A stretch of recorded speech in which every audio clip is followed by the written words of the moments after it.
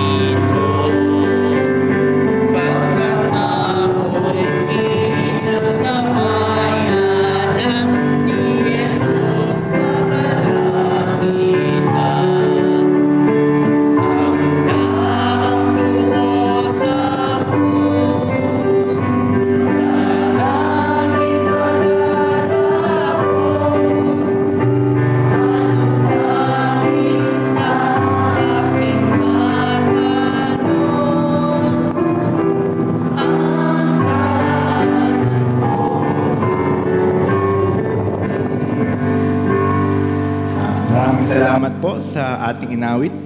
Inaanyayahan ko po na tayong lahat ay tumayo para sa ating opening prayer at hingin natin sa kapatid na Christian na pangunahan tayo sa ating opening prayer. Tayo pong lahat ay manalangin. Ama naming Diyos na dakila, banal at makapangyarihan sa lahat, Ama, pinupuri ka namin at pinapasalamatan po sa mabiyayang umaga po na pinagkaloob niyo po sa amin.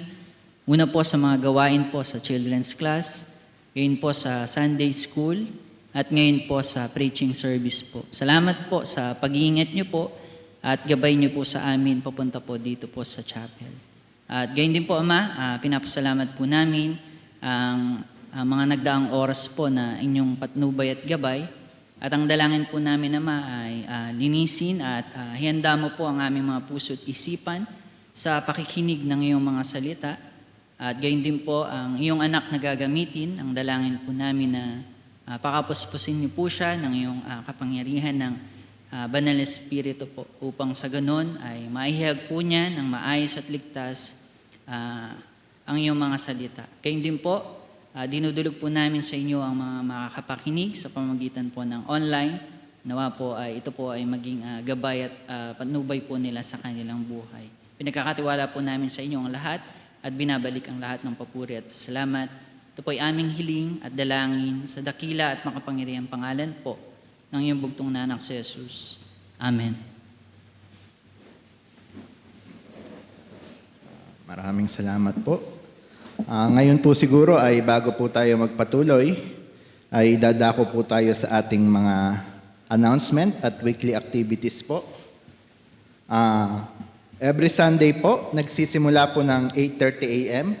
ang mga kabataan, children's class po natin. At 9:30 naman po nag-i-start ang ating mga Sunday groupings. After po nun, ang ginaganap po natin ngayon, ang preaching service. At ang huli pong bahagi ay ang ating Lord's Supper o Breaking of Bread. Every Monday naman po, ang ating online prayer meeting. Nag-i-start po tayo ng 8:30 p.m. ng gabi. Nawa po ang bawat isa po sa atin ay bigyan po ito ng panahon sapagkat narito po yung mga pinag-uusapan natin tungkol sa ating iglesia. Every Wednesday naman po ay ang ating online Bible study. 8 p.m. din po ng gabi. Nawa po ay bigyan din natin ito ng importansya ang pag-aaral ng mga salita ng Diyos. At mga announcement naman po at outreach natin, ang Valenzuela Christian Church po, every Sunday morning may mga kapatid po tayo na pumupunta doon upang mag-minister at sila po yung ginagamit ng Panginoon sa paghayo doon sa Valenzuela Christian Church. At every Sunday afternoon naman po ay sa Nueva Ecija Christian Church, may mga kapatid din po tayo na ginagamit ng Panginoon doon. At sa every Saturday naman po, sa Sulib, ang ating outreach Bible study. Meron po silang children's class ng 4 p.m. at Bible study po ng 7 p.m. Special announcement naman po sa ating year-end fellowship. Nawa po ay ihanda na natin ang mga petsang ito. December 26 to 27, ito po yung ginaganap natin na year-end fellowship. Nawa po ay bigyan na natin ng importansya habang maaga pa po ay ihanda na natin ang mga petsang ito. Meron din po tayong Young People Bible Study sa mga kabataan po na young adult at mga young people po. Meron pong face-to-face na sa groupings po ng Sunday, yung 9:30 po. At meron pong online, online naman po every Tuesday po.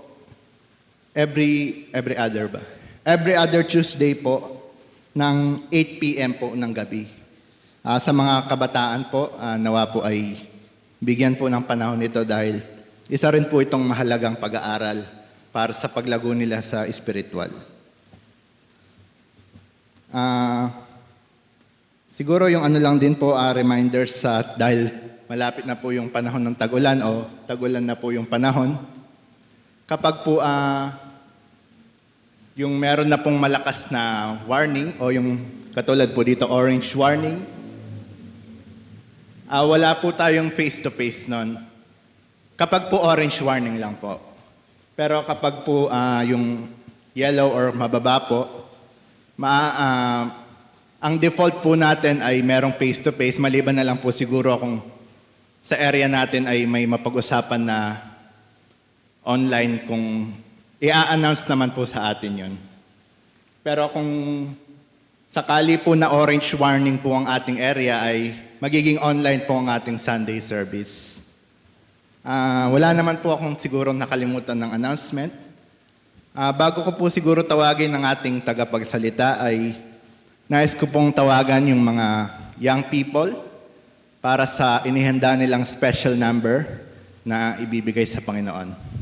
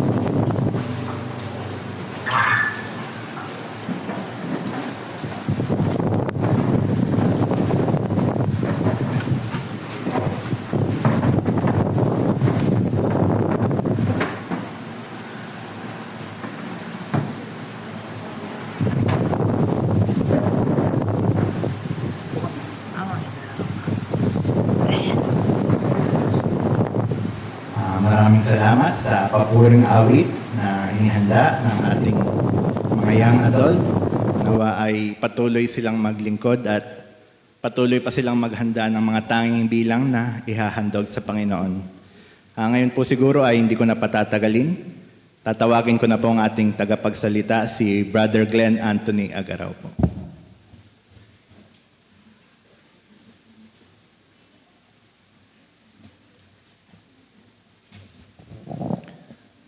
Isang mapagpalang umaga po sa bawat isa po sa atin. Good morning po.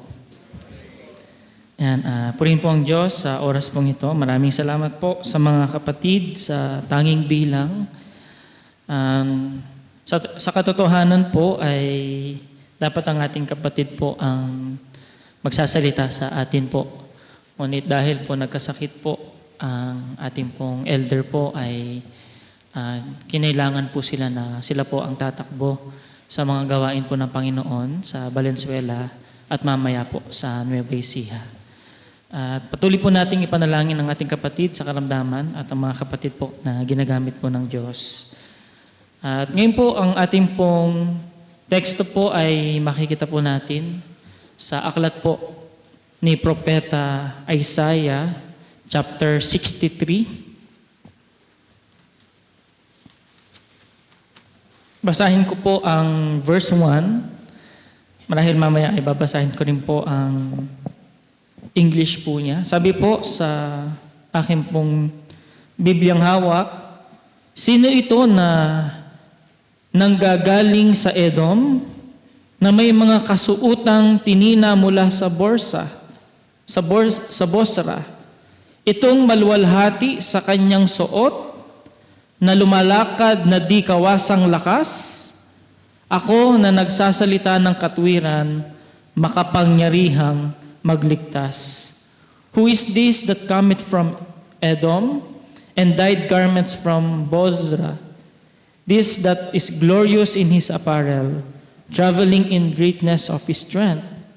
I that speak in the righteousness, mighty to save. Pagpalain po ang pagkabasa po sa mga salita ng Diyos. Tayo po ay manalangin.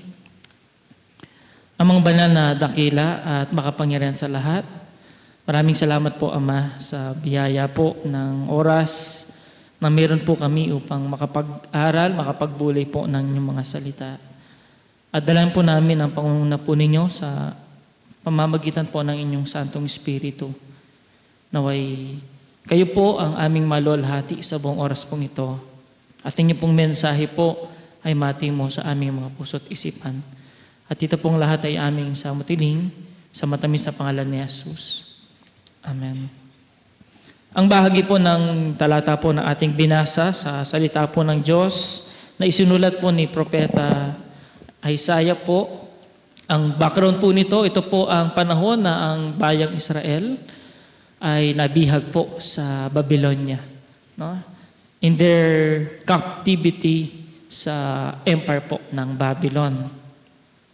Ang chapter 63 po, dalawang meaning po ang ating pong binasa. Ito po ay prophetic, ito po ay future events kung saan ang Diyos sa pagbabalik ng ating Panginoong Suso, yung sa tinatawag po nating second coming, ay maghahari po siya sa mundong ito at gagapin po niya ang lahat ng mga kaaway po ng ating Panginoon.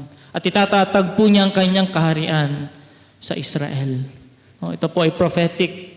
At ito rin po ay isa pong promise ng Diyos sa bansang Israel ng panahon pong yon.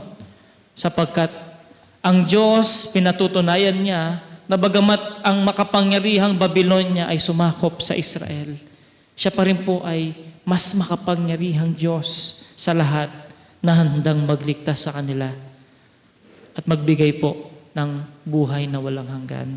Kaya nga po sa may bandang huli, ang sabi po ng talatang ating binasa, ako na nagsasalita ng katwiran, makapangyarihang magligtas. Sa oras pong ito ay gusto ko pong tignan po natin, no?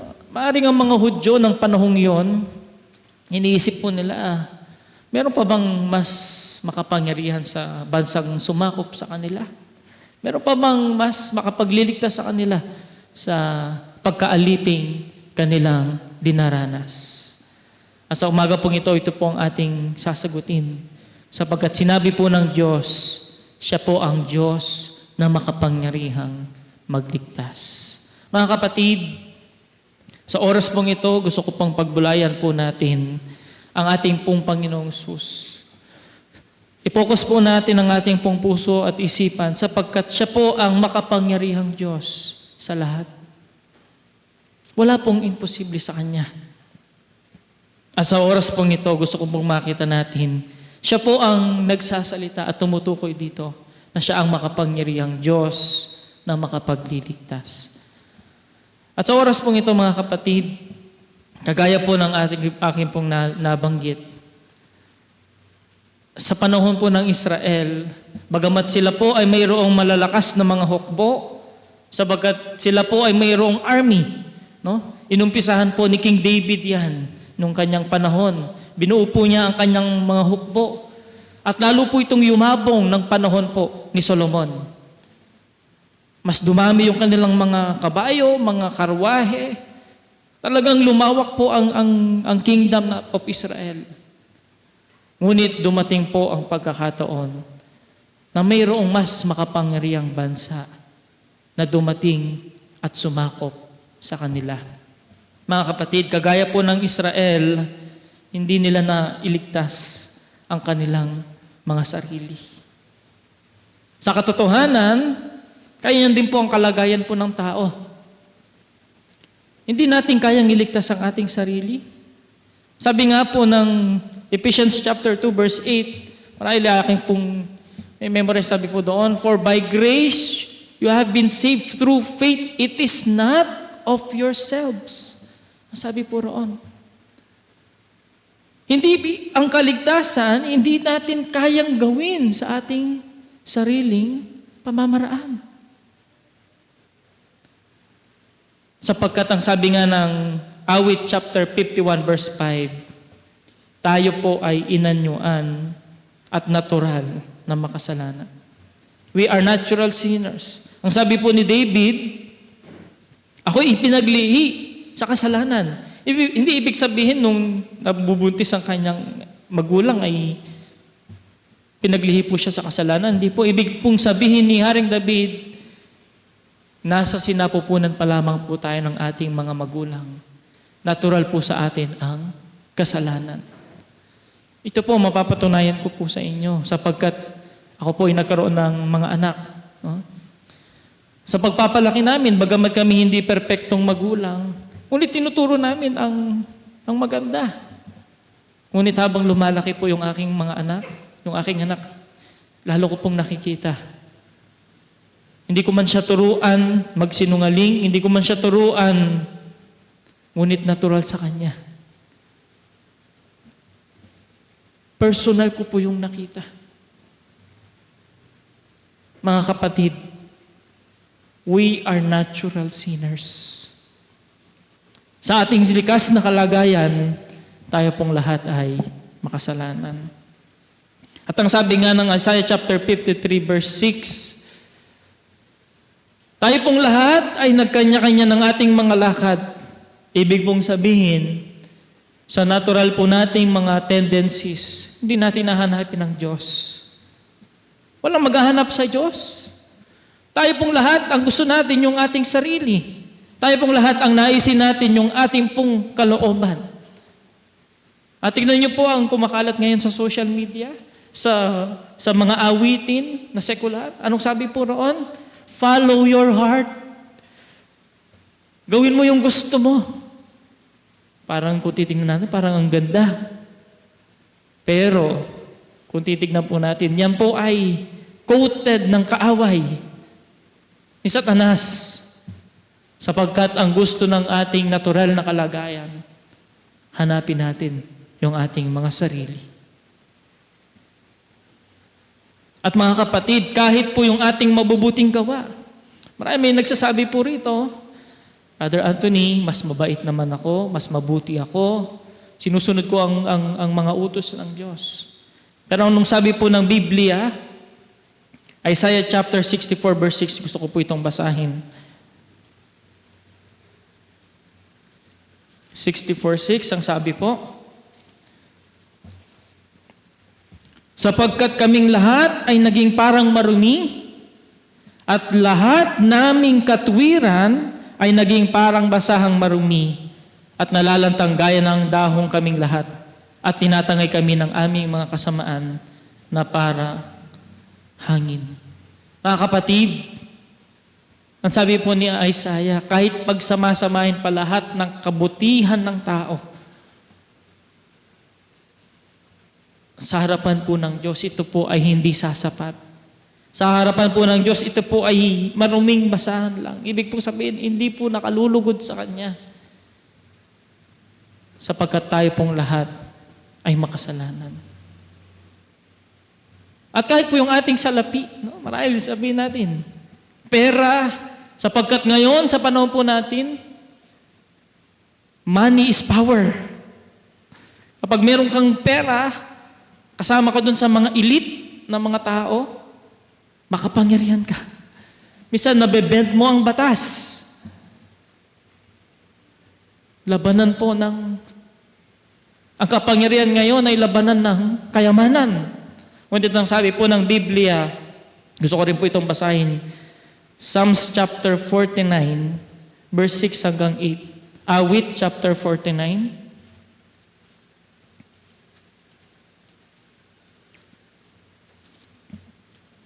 Hanggang 8 ang sabi po, silang nagsisitiwala sa kanilang kayamanan at nangagahambog sa karamihan ng kanilang mga kayamanan.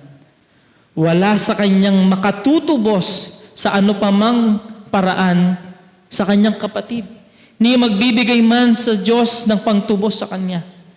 Sapagkat ang katubusan ng kanilang kaluluwa ay mahal at ito'y naglilikat magpakailanman. Mga kapatid, ang sabi po ng Biblia, sa mababaw po na salin, kahit po yung ating kayamanan, pagsamasamahin, ay hindi po kayang iligtas ang isang kaluluwang makasalanan.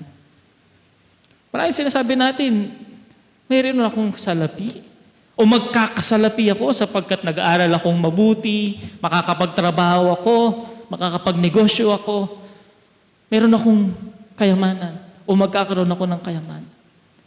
Ang lahat pong ito, mga kapatid, hindi sasapat upang ang tao pong makasalanan ay maligtas. Sapagkat ang sabi po ng Biblia, ang tanging makakapagligtas lamang po ay ang Diyos. Ang sabi nga po niya, ako ang makapangyarihang Diyos. Ako ang Diyos ng katwiran na makapangyarihang makapagliligtas. Ang sabi po niya sa ating teksto. Kahit po ang relihiyon, no? Alam niyo po mga kapatid, ang Israel, nung nakita nila na sila'y sasakupin ng Babylonia, hindi sila tumawag sa Diyos. Alam niyo po yung tinawagan po nila? Ang Egypt. Ang Ehipto. Sapagkat ang Egypt ng panahon pong yun, meron po silang advanced army, advanced armament. Akala nila maliligtas po sila. Makikita po natin yan sa Isaiah chapter 31 verse 1. Nangangahulugan sa panahon po natin, kahit po ang ibang tao, kahit po ang relihiyon, hindi tayong kayang iligtas sa ating mga kasalanan.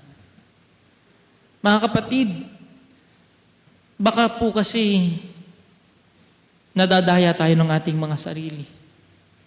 Parang yung sinasabi natin, mabait naman ako, mabuti naman ako, ligtas ako. Wala po roon. Marahil nang sinasabi po natin, meron naman akong pinag-aatenan, mga Christian. Nag-a-attend po rito. Pero ang attendance, hindi po siya equal to faith. Hindi po siya equals to salvation. O marahil lang sinasabi po natin, pinagpapala naman ako. Meron akong lahat ng gusto ko. Meron akong kayamanan o magkakaroon ako ng kayamanan. Ang lahat pong ito ay hindi po kasiguraduhan ng kaligtasan. Kahit po yung willingness ng iba, alam niyo po mga kapatid, sabi nga po, ang gusto mong maligtas, kahit willing ka, hindi sapat yan. Ang kailangan po ay pananampalataya sa totoong Diyos na makakapagligtas. Walang iba, kundi sa ating pong Panginoong Hesus. Ang sabi nga po sa Romans chapter 1 verse 16, ang kailangan po natin ay yung mabuting balita ng kaligtasan tungkol sa ating Panginoon.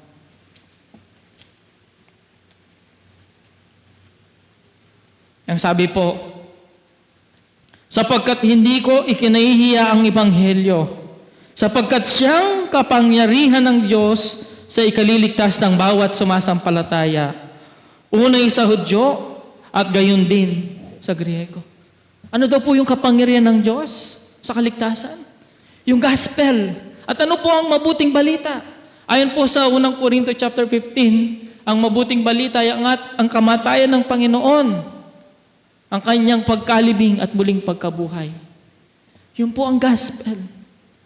At dahil dyan, ang Diyos sa kanyang kapangyarihan at sa kapangyarihan ng kanyang ebanghelyo ay maaari na niyang iligtas ang sino mang pong sasampalataya sa ating pong Panginoong Hesus. At ang kaligtasan pong ito ay personal. Kahit ako po ay hindi ko po maipipilit. Kahit ang mga kapatid natin ginagamit ng Diyos, hindi po nila tayo mapipilit. Kahit ang Diyos na makapangyarihan sa lahat, hindi niya kayang ipilit. Sapagkat tayo pong lahat ay mayroon pong tinatawag po na malayang pagpapasya. Sa English, tinawag po natin ay free will. Walang imposible sa Diyos. Isa lang ang hindi niya kayang gawin. Yun po yung ayaw natin. Ibig lang pong sabihin nun, ang Diyos, hinihintay po niya ang ating personal na desisyon. Ang personal po nating pananampalataya at pagtanggap na may pagsisisi sa ating Panginoong Hesus bilang ating Panginoon at sariling tagapagligtas. Ang sabi nga po niya sa John chapter 1 verse 12, ngunit ang lahat ng sa Kanya'y tumanggap, sa makatwid bagay ang lahat ng sa Kanya'y sumampalataya, ay binibigyan niya ng karapatang maging mga anak ng Diyos. Kumusta po? Marahil po ay magkaroon po tayo ng assessment, mga kapatid. Ang ating po bang pananampalataya ay sa ating Panginoon?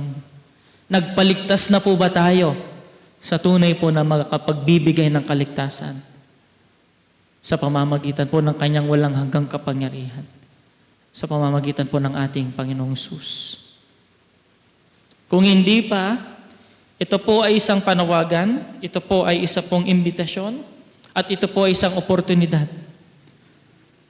Nawa po'y tunay nga pong tanggapin mo ang Panginoong Hesus bilang iyong sariling Panginoon at tagapagligtas. Sapagkat siya po ang Diyos na makapangyarihang magligtas sa bawat isa po na sasampalataya sa Kanya. At hindi lamang po kaligtasan, kundi assurance of salvation. No? John chapter 10, verse 28 hanggang 29, ang sabi ng Panginoon, gusto ko pong basahin, ang kaligtasan pong ito, hindi po siya nawawala. Ganun po ang kapangyarihan ng Diyos. John chapter 10, 28. At sila'y binibigyan ko ng walang hanggang buhay at kailan may hindi sila malilipol at hindi sila agawin ng sinuman sa aking kamay. At ang aking Ama na sa kanila ay nagbigay sa akin ay lalong dakila kaysa lahat at hindi sila maagaw ni naman. sa kamay ng Ama. Double security, ang kamay ng Panginoon at ng Panginoong Jesus at ang kamay ng Diyos Ama ang umahawak sa ating kaligtasan. At ibinigay niya ang Holy Spirit. Involved po ang Trinity, ang Ama, ang Anak at ang Holy Spirit. Nananahan po sa atin na siya pong pinakatatak natin sa ating pong kaligtasan. Mga kapatid, nawa po'y tunay nga po na tinanggap na natin ang Panginoon bilang ating sariling tagapagligtas. At balikan natin ang ating pong pag-aaral. Kagaya po ng panahon ng Israel, ang kadahilanan po kaya po sila pinarusahan ng Diyos sa kanilang pagkabihag sa Ehipto. Dahil sila po, throughout their history, tinatawag po silang rebellious nation. No? Basahin po natin ang aklat po ng mga hukom. Makikita po natin na nung pinagpala sila ng Diyos, kinakalimutan nila ang Diyos. Nung pinarusahan sila ng Diyos sa pamamagitan po ng mga kapigatian at pagsakop sa kanila ng mga bansang nakapaligid, tumatawag sila sa Diyos all throughout their history. Napaka-rebellious po ng Israel. They have the law of God. Sa kanila po ibinigay ng Diyos ang kasulatan. But the law did not change them. Sapagkat makikita natin mga kapatid, ang Panginoong Sus lamang din po ang tanging makapangyarihang makapagpabago sa mga buhay po natin. Sabi nga po, we cannot change ourselves. Romans chapter 8, 6-8. Sabi po roon, sa ating sariling kakayahan, hindi natin kayang baguhin po ang ating mga sarili. Ang Diyos, hindi po niya gusto yung pong tinatawag po na transformation. Transform po tayo. Huh? Ang gusto po ng Diyos ay regeneration. Sapagkat ang Diyos ay nagkaloob po siya ng bagong pagkatao sa bawat sumampalataya sa ating Panginoong Jesus. Hindi niya ni-remove yung flesh. Nandyan pa rin po yan. Pero ibinigay po niya ang lahat po ng mga bagay na makakatulong sa atin upang mapagtagumpayan natin ang laman. Nandyan po ang pag-indwell ng banal na spirito. John chapter 14, 16 hanggang 17. Kung saan ang banal na spirito ipinangako ng ating Panginoong Jesus na mananahan sa bawat sumasampalataya sa Kanya. Ang bagong naturalesa po, 2 Peter chapter 1 verse 4. Yung new nature na meron tayo. Kung saan, ito po yung naturalesa na ang naisin at gusto ay ang tungkol sa Diyos. At ang pagbabago pong ito is an ongoing process. No? Sabi nga po sa 2 Corinthians chapter 4 verse 16, we are changed day by day. Marahil basahin ko po, 2 Corinthians 4:16.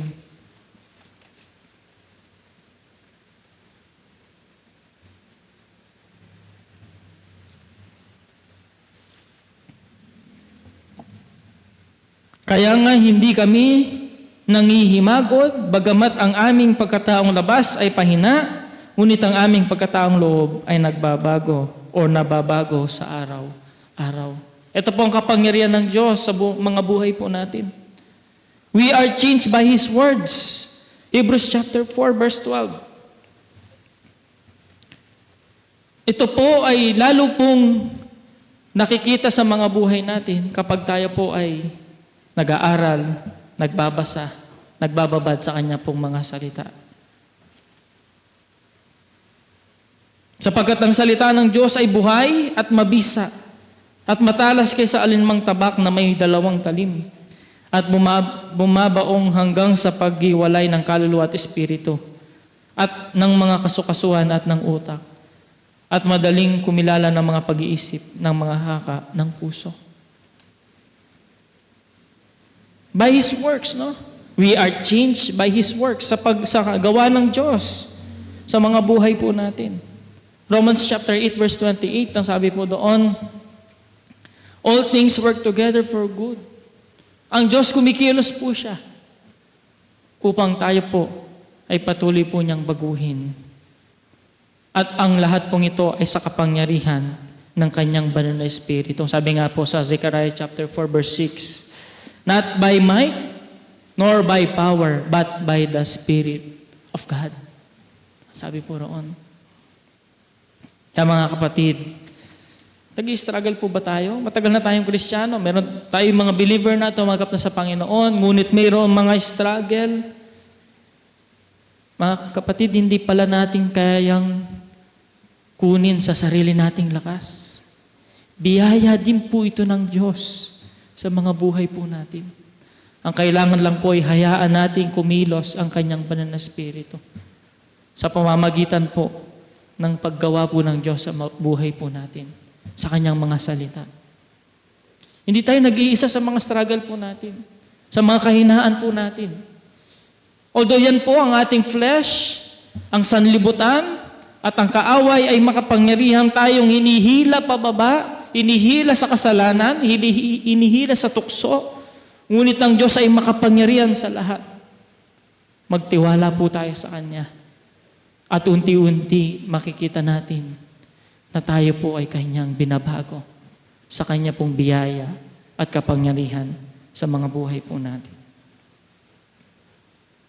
Kaya nga una nakita po natin, Jesus is mighty to save us. Jesus is mighty to change us. At pangatlo po, dito po sa aking pagwawakas, ang Israel po, sila po ay bayan na ibinukod ng Diyos upang maipahayag niya, maipakita ng Diyos ang kanya pong kaluwalhatian sa ibang mga bansa. Like, sila po yung chosen nation sa panahon pong yun. Upang ipakilala po ng Diyos ang kanyang kadakilaan sa ibang mga bansa. Ngunit sila po ay nag-fail. No? Sapagkat sila po ay naging masuwayin sa Panginoon. Kaya nga sa panahon po natin, we are God's chosen people. Ano pong ibig pong sabihin? Lahat po ng mga tumanggap at sumampalataya sa Panginoon, tayo na po ngayon yung pong bearer ng kaluwalhatian ng Diyos dito sa mundong ito. Mga kapatid, hindi natin kayang magbigay ng kaluwalhatian sa Diyos sa pamamagitan ng ating mga sarili. Sabi nga po, we are all self-centered. Kahit naman ngayon, di po ba, struggle po yan. Pipiliin ba natin ng ating sarili o pipiliin ba natin ng Diyos? Gusto natin yung kaluwalhatian. We wanted the glory. At gusto natin yung we are in control. Yan po ang gusto po natin. Pero ang sabi ng Philippians chapter 2 verse 13, ito po ang gawa ng Diyos sa buhay po natin. Gusto ko pong basahin. Philippians chapter 2 verse 13, ang sabi po, sapagkat Diyos ang gumagawa sa inyo, maging sa pagnanasa at sa paggawa, ayon sa kanyang mabuting kalooban. Mga kapatid, ang Diyos ang kumikilos, ang Diyos ang gumagawa sa mga puso natin upang magkaroon tayo ng desire na siya po ay ating sundin at paglingkuran. Na ating pong ipahayag ang kanyang kaluwalhatian sa pamamagitan ng ating mga buhay. Sapagkat ang Diyos, siya po ang nagpapalakas sa kanyang kapangyarihan. Siya po ang nagbibigay ng biyaya upang atin po siyang mapaglingkuran sa mga buhay po natin. At ito po ay sa pamamagitan ng kanya pong banal na Espiritong nananahan po sa atin. God empowers and enables us to serve Him and give Him all the glory. Hebrews chapter 13, verses 20 hanggang 21.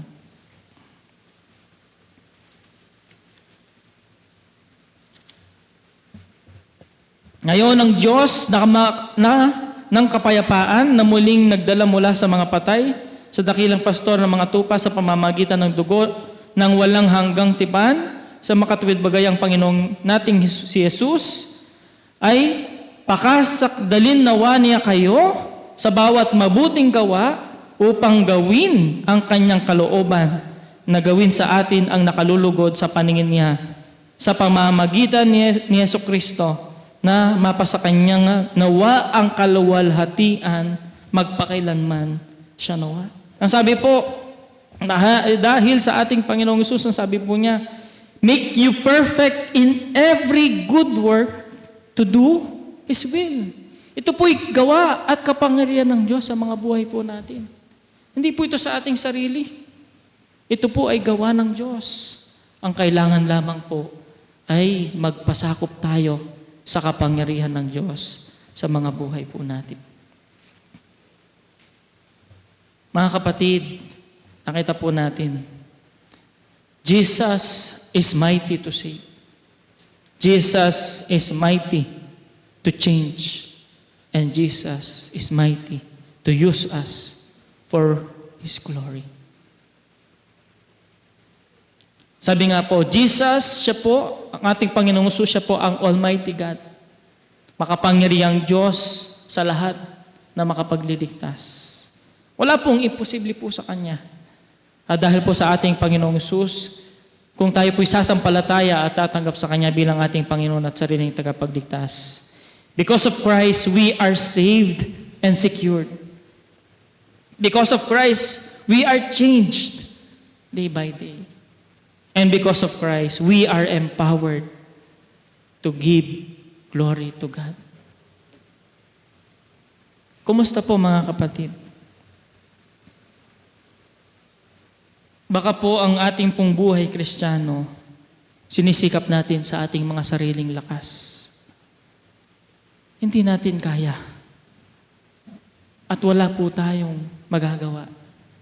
Ang mabuti pa, magdepende po tayo sa Diyos.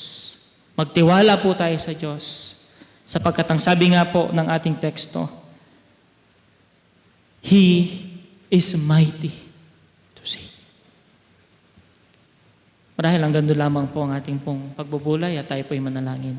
Ama, maraming salamat po sa oras po na pinagkaloob po sa amin.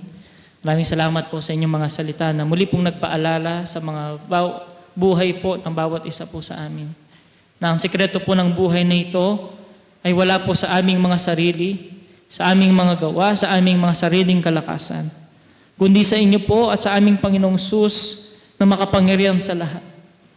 Dalangin po namin nawa po kung mayroon man po sa amin na wala pa pong tunay na pagkakilala sa Panginoon, tulungan niyo po siya na mapagkilala po niya ang kanyang kalagayan at tanggapin ang aming Panginoong Hesus bilang kanya pong sariling Panginoon at tagapagligtas.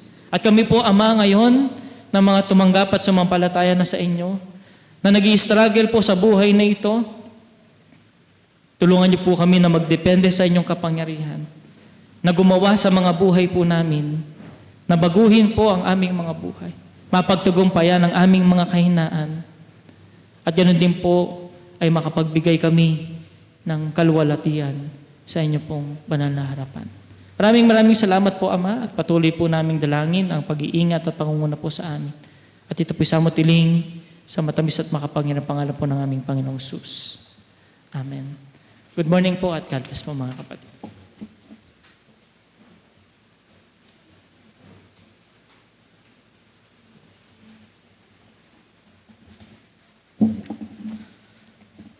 Maraming salamat sa salita ng Diyos na nahayag sa atin sa pamamagitan ng ating kapatid. Bilang pangwakas na awitin po, tayo po'y umawit dito po sa page 22, ang pag-ibig ng Diyos. At sa ikatlong stanza po, tayo pong lahat ay tumayo at hingin po natin sa kapatid na Abel ang ating closing prayer.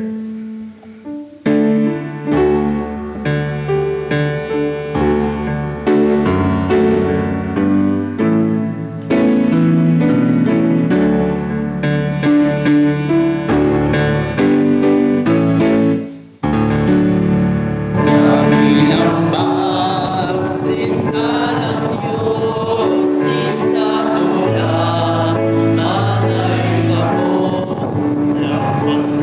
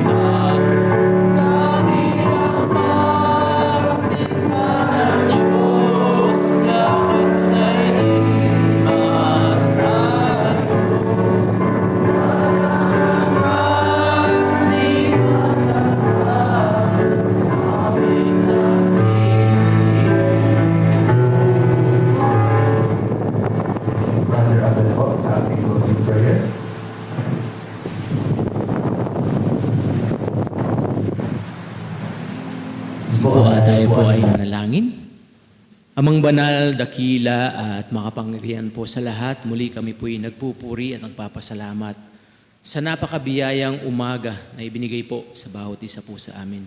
Maraming salamat din po sa mga salita na nahayag.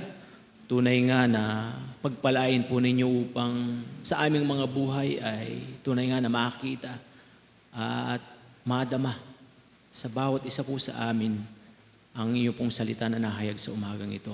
Kaya pagpalain po ninyo at nawa ay maging hamon at pagpapala rin po sa bawat isa po sa amin. At patuloy din po ay kasangkapanin mo rin po ang iyong pong mga salita na nahayag. At patuloy na dalangin din po namin maging anak na iyong ginamit. Nawa patuloy po na gamitin sa maraming ministeryo na pinagkakalob po ninyo sa Kanya, maging Kanyang buong sambahayan. Patuloy din po sa bawat isa po na naririto, na nakarinig ng iyong mga salita. Gawin mo rin po itong pagpapala sa bawat isa po sa amin. At patuloy din po sa mga dadatnan, lalo tigit sa amin pong Facebook Live, ay gawin mo rin po itong asin at ilaw upang maging hamon sa kanilang mga buhay. At ganoon din po sa amin pong mumunting bilang, kung mayroon man pong wala pang tunay na pagkakilala, nawa ay gamitin mo rin po ang iyong mga salita sa kanyang buhay na makita rin po ang buhay niya na wala pang tunay na pagkakilala, ay tanggapin niya ang aming pong Panginoong Yesus bilang Panginoon niya at sariling tagapagligtas. At patuloy din po sa aming pong pagtitipong ito, nawa ay patuloy na pangunahan din po maging sa aming pong susunod na gawain na meron po kami ang aming pong breaking of bread.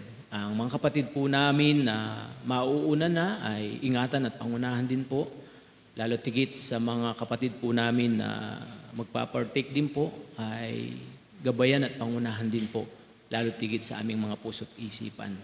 At ganoon din po sa mga kapatid din po namin na may mga karamdaman, lalo tigit kay Brother Wilson, nawa ay patuloy po namin siyang idinadalangin sa inyo, ang inyo pong kamay, ang siyang magbibigay po ng kagalingan sa mga karamdaman na mayroon po siya.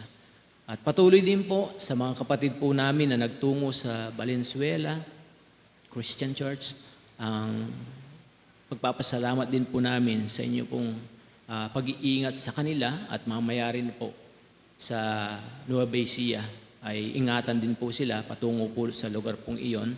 At ganoon din po, nawa ay pinapasalamatan po namin ang mga sandali pong ito. At nawa ay pangunahan at gabayan din po ang bawat isa po sa amin. Binabalik namin ang mataas na papuri at pasasalamat sa dakilang pangalan lang po ng aming Panginoong Yesus. Amen. Magandang umaga po at God bless.